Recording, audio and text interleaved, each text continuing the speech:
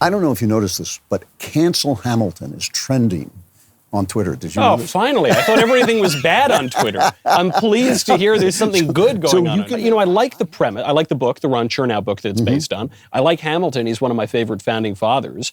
I even like some of the music. And I like the idea that people are saying nice things about some of our founding fathers. And I still hated watching the musical. All right. I loved it. Okay. So good. We have something to talk about. Yes. I'd like to hear all the things you really liked about it, so that then I will have the advantage of explaining why they're all wrong and terrible and the things actually no good. I'm a big fan of musicals. I thought this was in the best tradition of the American musical. It was affected, clearly influenced by musicals that were totally different, like Stephen Sondheim's Sweeney Todd with the big opening and all this stuff.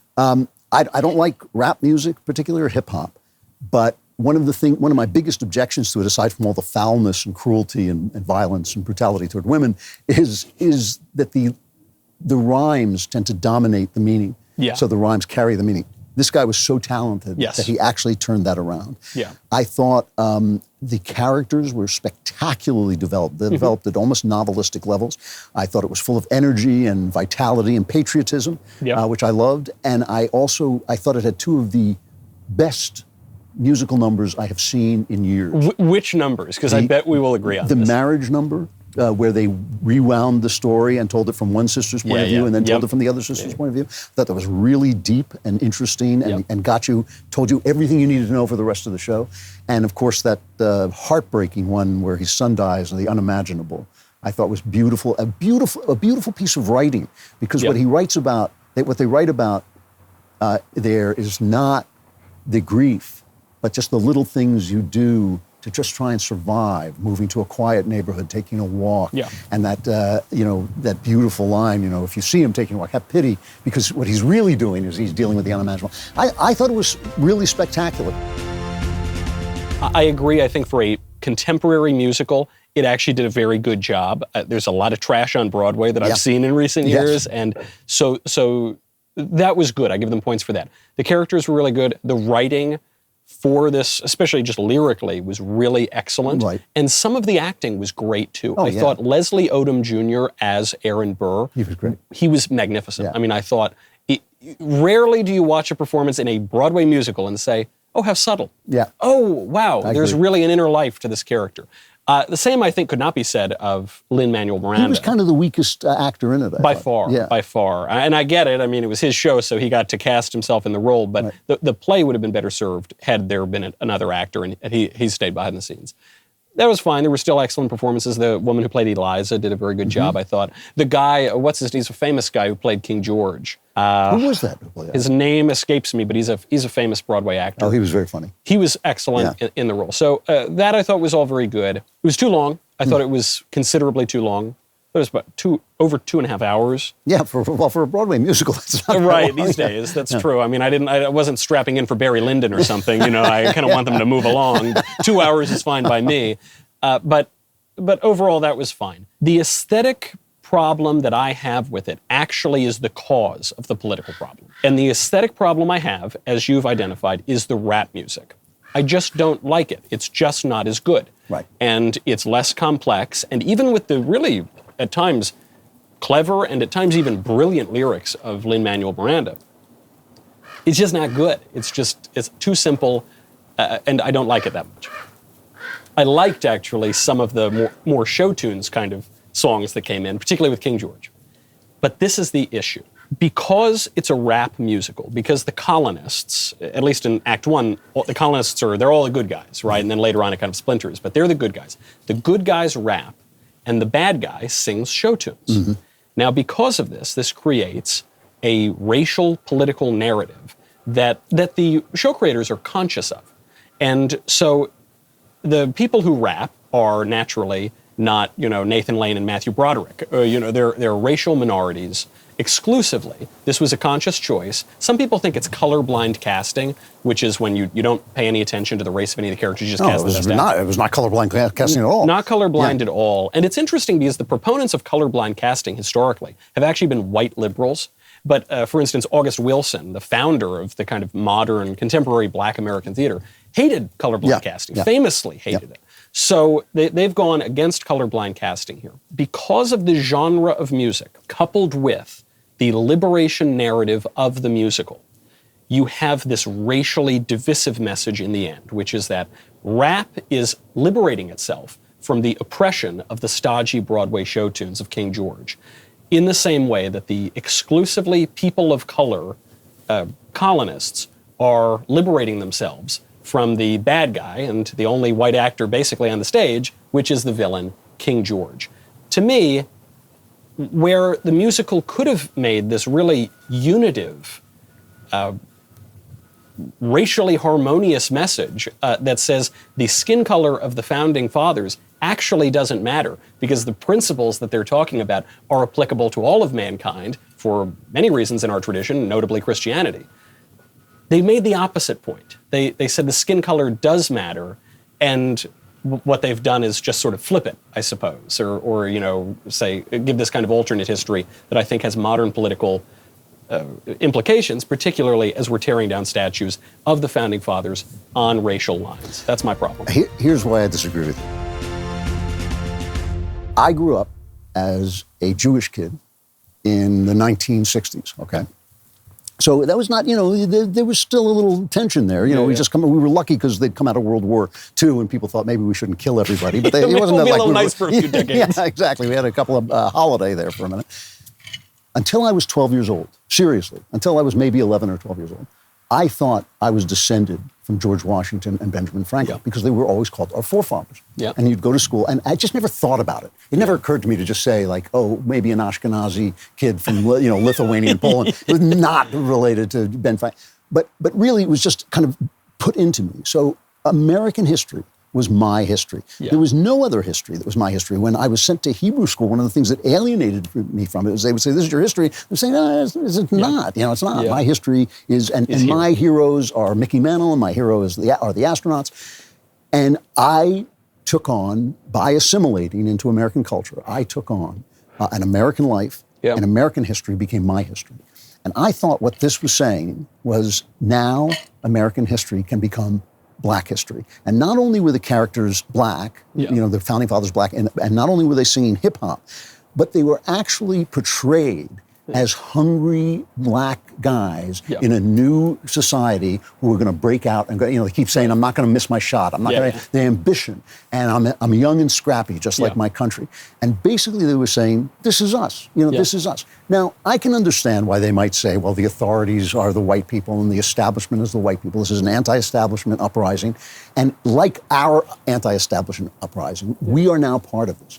And I think that that's why they want it canceled. It is the opposite of the 1619 Project. It is the opposite of saying this country was founded hating you. It inherently hates you. Yeah. It's imbued with hatred for you. Don't you think for 1 second that you are going to become part of this country, because they will never allow it to happen. They're the only people, aside from the Native Americans, who have ever been told this. And they're the only people who have suffered like the Native American because they were told this. If they were told, hey, you're an American now, take the knocks and make it for yourself, there'd be some new group of people in the bad neighborhoods. But because of Democrat policies basically explaining to them, no, you don't want to do this. And I will give it back to you in just a second. But the one thing I want to say is that assimilation is hard. Yeah. And it raises all kinds of deep issues because no one's ever done it before. Yeah. There's never been a country where they say, you're off the boat, sign on, you're one of us. It's never happened before, right? So now we have this thing, we don't know how to deal with it. And so many American movies and books are about this, right? And one of them recently was this film, Get Out, about a Black guy who, getting married to a white girl, goes to the white neighborhood and meets the Black guys who were part of this white neighborhood, and they all lost their souls. Yeah, they've literally lost their souls. And that's the horror movie version of this. And it's a fair thing. I felt that. I felt like, well, when I started to believe in Christ, I thought, well, is this real, or is it just a phase of assimilation, So I think that now there is a movement among Black people who have broken the chains of Democrat policies to say, it's our turn. We're coming in. We're coming in. We're going to face all the difficulties. We're going to have the nightmare of Get Out, and we're going to have the beautiful thing of taking on this history.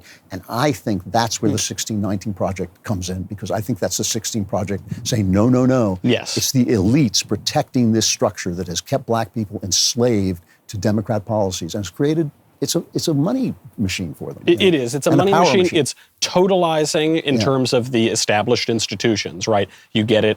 You get the 1619 Project message of exclusion in the media, in Hollywood, in big tech, in higher education, in lower education, in administrative government. You get it everywhere. I think surely that is the point. And it's the father saying to you, you know, you came from old country, don't you start and go to a new country. And the kid saying, no, you know, I'm an American now. You got to let me go.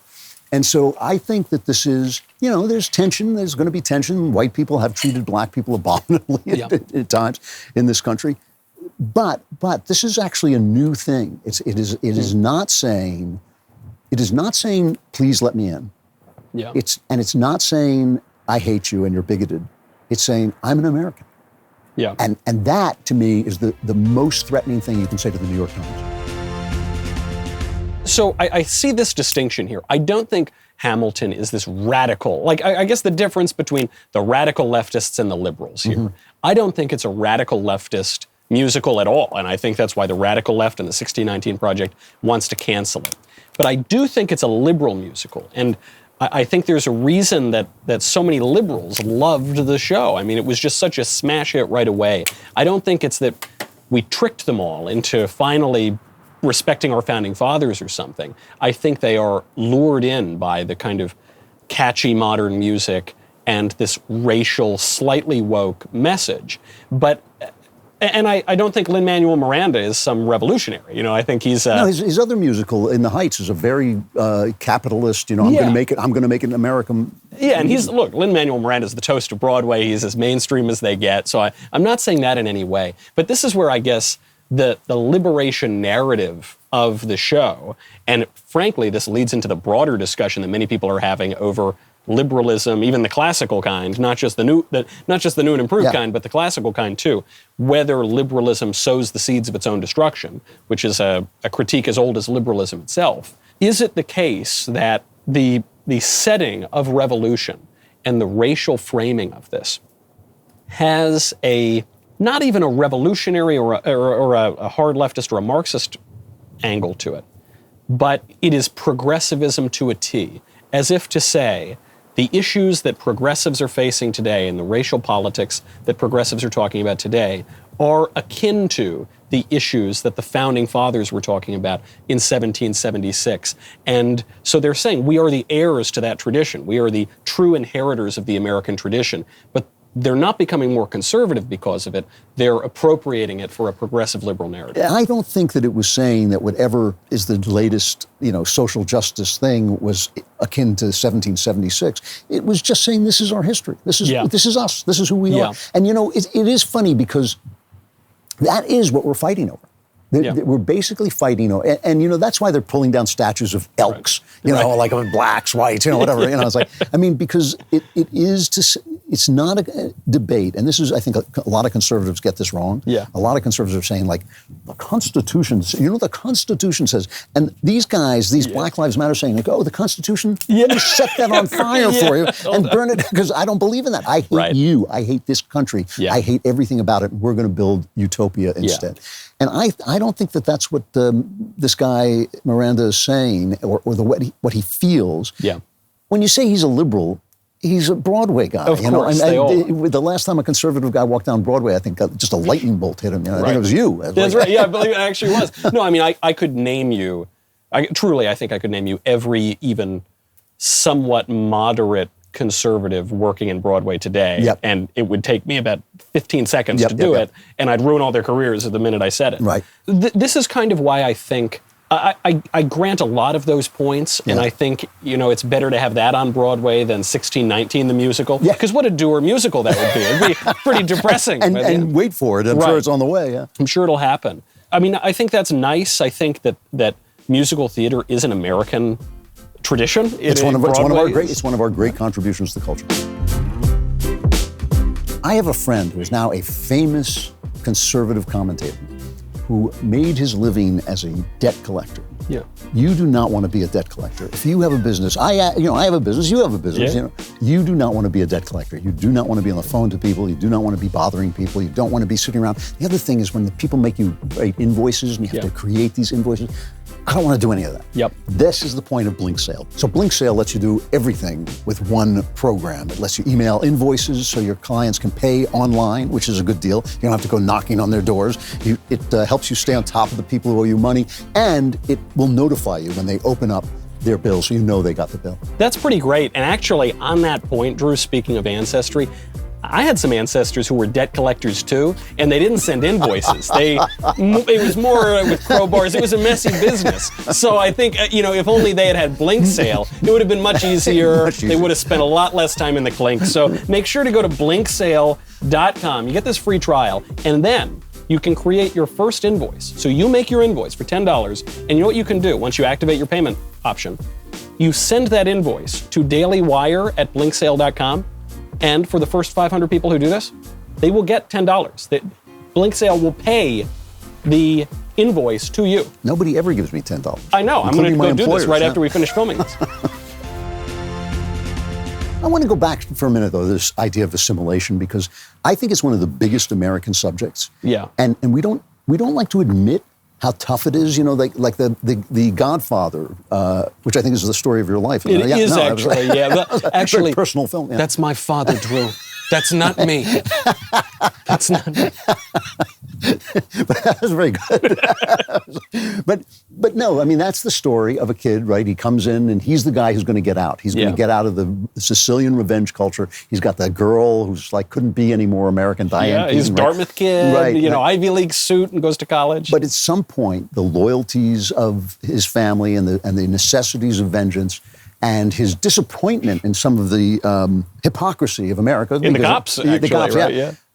Brings him back in, and as he says in the third film, just when you try to get back out, they draw you back in. And it's a story of failure. It's a story of the failure of assimilation, and the famous scene where the old Godfather says to him, I hope you would be the senator, you would be the guy pulling the strings for the next group who's coming in.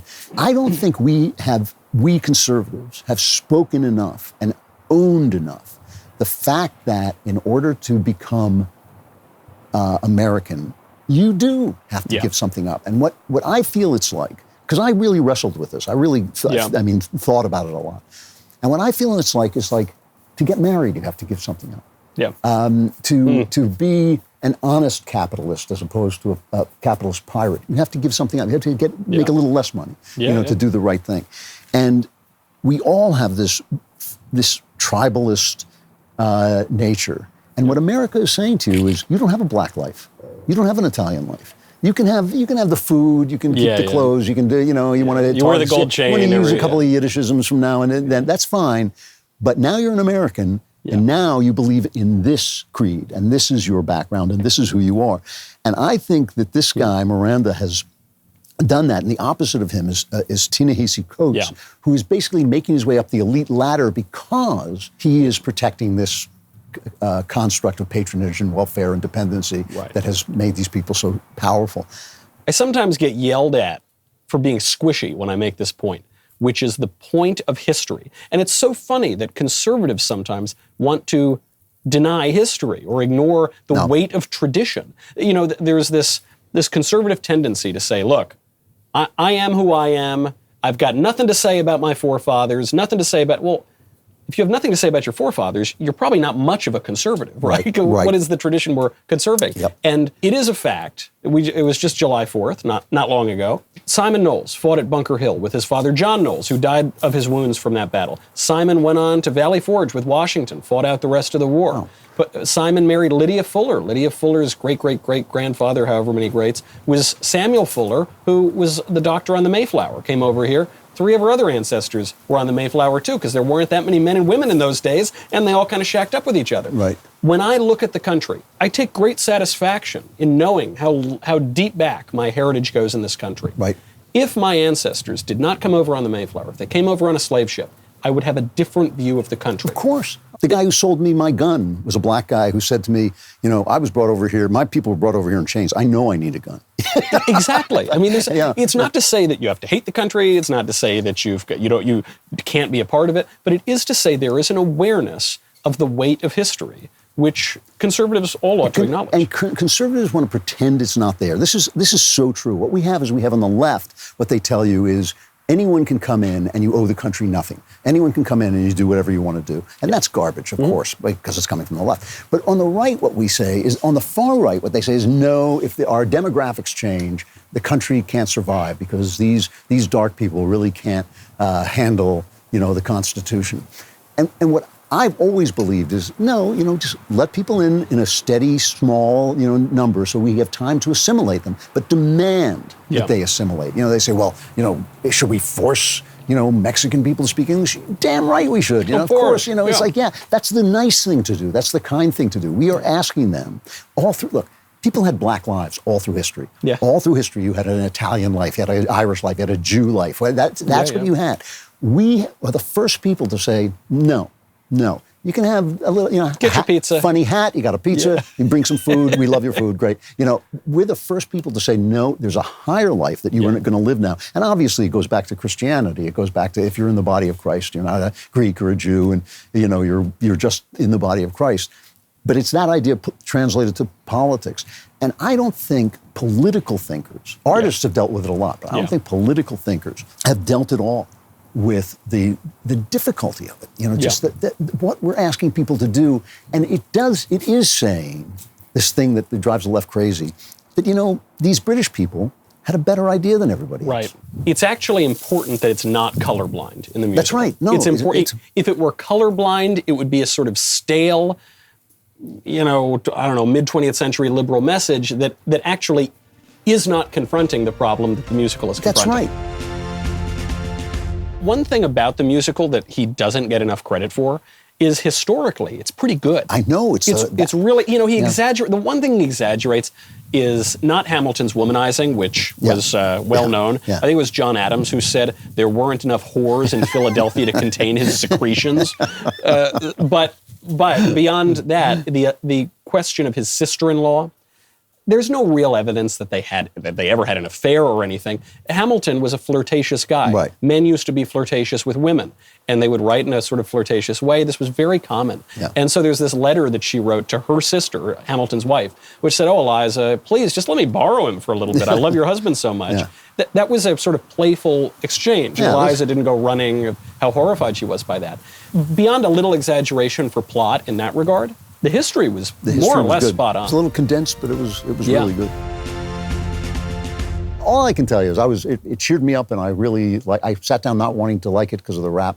Well, I want to know then what you think as a kind of last thought, because my problem with it is not even in the musical itself, which I thought there were very good parts of it, and I don't like the racial division that it causes, but I grant for the purposes, if it really did achieve what you're describing, which it may, of saying, hey, people who feel excluded, you actually are a part of American history, and you can inherit the American tradition. That would be a great thing. Looking ahead, looking at the enthusiasm among liberals in particular for the musical, do you think it will achieve that?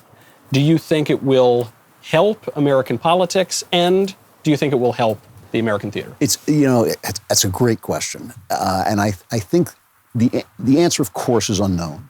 But I think the answer, interestingly enough, depends on us. If conservatives continue to do what they're doing, which is to kowtow and negotiate with Black Lives Matter Marxist terrorists because they came up with the brilliant name Black Lives Matter, and all credit to them. Yeah. It's like, I'm starting the Good People movement. I know. You better support me. One of my listeners said we should just name our movement "Don't Hurt Puppies." Yeah. What, are you in favor of hurting puppies? But if the people who are essentially in the center, if they start to speak up, and if they start to say, no, you're welcome, but you got to be part of America. We have got to start to inject into the culture this idea that, we're all Englishmen now. That is the thing. You're right. The English came up with the best idea. The English invented fire. And just because the English invented fire doesn't mean I'm going to sit in the dark. Right. I'm going to start to light a fire. And that's what we've got to do. And I think we're so bad at this, Michael. I mean, it's like, it drives me crazy that we don't seize on to things like this and say, this is what it means. We differ politically. Right. We differ politically, but he's a brilliant American artist, and we love him. And what we do is we kind of lavish attention on black artists, but we don't really talk about the fact that they are contributing to this culture. It's not that they are doing something apart. You know, they are doing something that is part of this culture and has been from the very beginning. And I just think if we don't stand up, and we're not standing up, if we don't stand up and say, no, this is the best idea, and it's going to cost you. It's going to cost you to become part of it, but we will let you become part of it if you become part of it. To me, history is all about ideas. And we have not been selling our ideas very well, but I think they're the best ideas. And that key of the cost, everything has a cost. You can't just look at the culture as what can I get, what rights am I entitled to. It's also what can I give. You know, Kennedy's line, ask not what your country can do for you, but what you can do for your country. Yeah. How I can contribute and be a part of this. If we look at it primarily as a cultural contribution, then actually Hamilton itself might be a great cultural contribution. Exactly. All right, that's all we have to say about Hamilton. I hope you enjoyed it. If you did, please like and subscribe and leave us a comment telling us your thoughts. We will read the comments. And if you want to listen to my show, it's the Andrew Klavan Show at the Daily Wire. And you can find me on Twitter at Andrew Klavan. It's Klavan. There are no E's in Klavan. I just make it look this easy. You know, and that's actually reminds me of an even more important point.